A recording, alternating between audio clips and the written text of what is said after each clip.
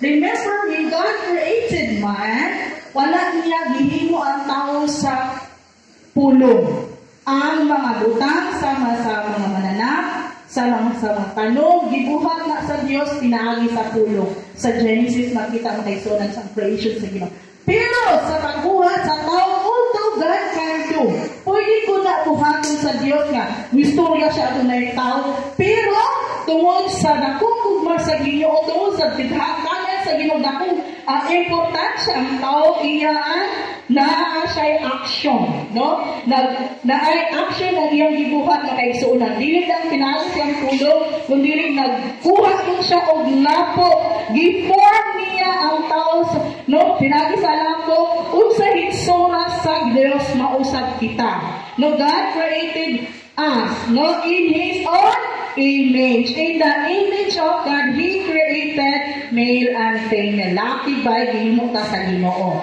Salamat sa Ginoo. Okay. Ginoo diri sa pulong sa Desandyo. Diyos, unsa ba ang tao nga gitagad mo man siya? So naatay mga pamutana usahay mga kaisunan. Kinsa ba dahil ako sa kadaghan sa gibuhat sa kalibutan nga tao? Pero kung naapa, of course, ang Ginoo 24/7 CCTV nakita kanya. With different races, dialect, of tribe, nakita niya kinsa ang iyaha o kinsa karon ang nagsimba. No nakita sa Ginoo. So nakakusahay ba kayo sa makapangutana na sa atong kaugalingon? Kinsa ba dahil ko Lord? No? Sa atong bangan mo o Ginoo. No? Okay. Also na ay mga pandemic makaisunan ba, God prove, nag-prove sa Ginoo sa siya kamaayo sa tuwa. Amen ba? Walang tapasagi sa Ginoo. Na ay mga pagkinahanglan na kaisunan, tinuod na. Pero na ay provision ang Ginoo. No? Gibuhit ka ta niya. No? Gibuhit ka sa Diyos. Daghang mga higayon nga makita o nakasinabi ka sa milagro nga gibuhat sa Ginoo. No, bisan pag wala siya'y bounded mga kaisunan. As long as ang makailaka sa Ginoo, mo establish sa relasyon sa Ginoo mga kaisunan, mabandig nato ang iya at mga lihok sa atong mga kinabuhi. Nga dili yun niya pasagdan, no? Dili niya biyaan. Okay. Sa Salmo 8:4 mga kaisunan, unsa ba ang tao nga gitagaan mo man gayud siya og bili? Remember that word, bili. Ikaw igsuon na ay bili sa Ginoo. So ayaw yung sugod na aksidente lamang ko. Wala mang plano nga mabuhat na amay dili igsuon ikaw karon buhi na ang kay importansya nga sa Ginoo. Bilihon ka dinha sa atong buhi nga Dios. Amen ba? Praise God. Katong ikaduha nga slides mga igsuonan. Okay. Dili nato ma-activate kung sa tad dinha sa matag adlaw nato nga kinabuhi. Sa dihang wala na ta sa simbahan. Kung naata sa atong palibot, so naay duha ka klase nga tawo. No, ang negatibo kay mga tawo o kana adunay positibo nga naglantaw sa kinabuhi.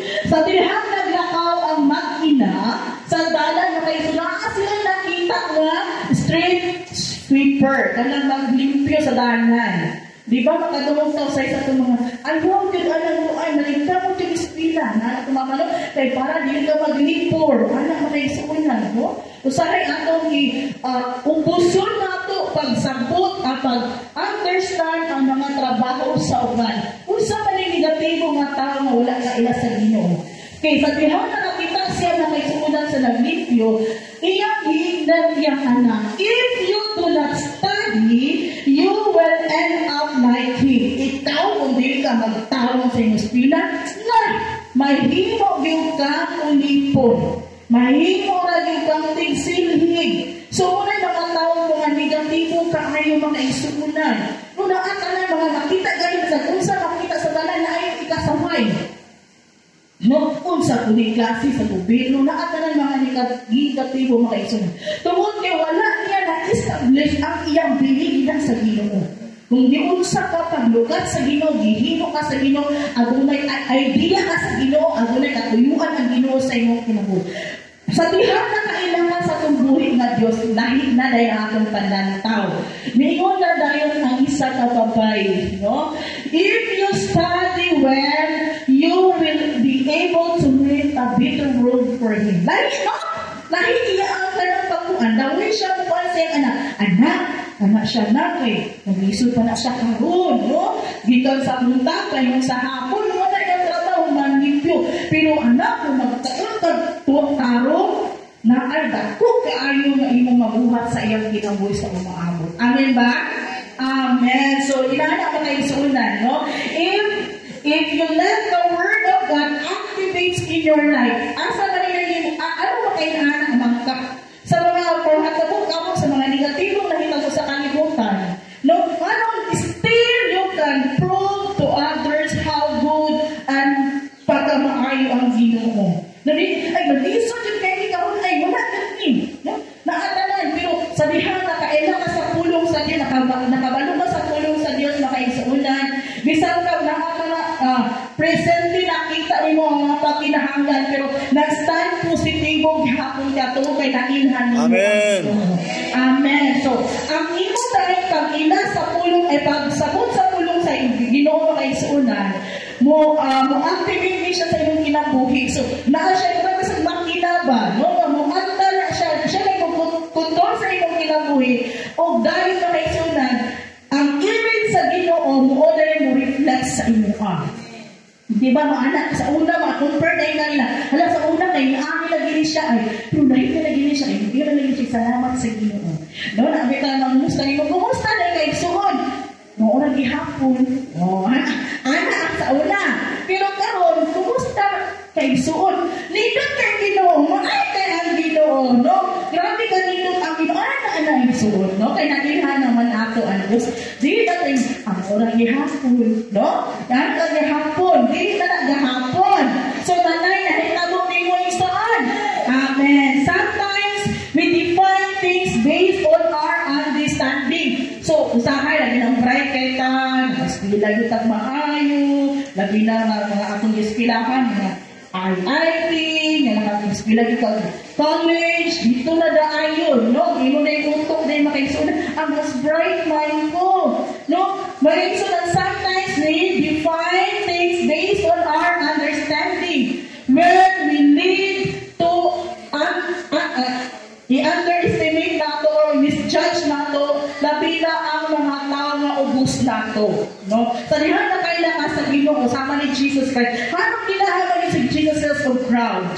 The moment, so once Jesus Christ nasa kalibutan na kaisunan, ginahan siya lambigin sa mga tao mga ubos, no? Mas rather, muadto siya, maghatag siya sa iyang mga pulo, mag-encourage, perform o mga milagro sa mga katulad kinahanglan niya kaysa katong wag na dato na daan. So, muna yung ministry ni Jesus. So, muna yung gusto sa Ginoo nga ato ma-feel na kaysa ang importansya no, sa uban. Miskin pa kung sa iyang sitwasyon.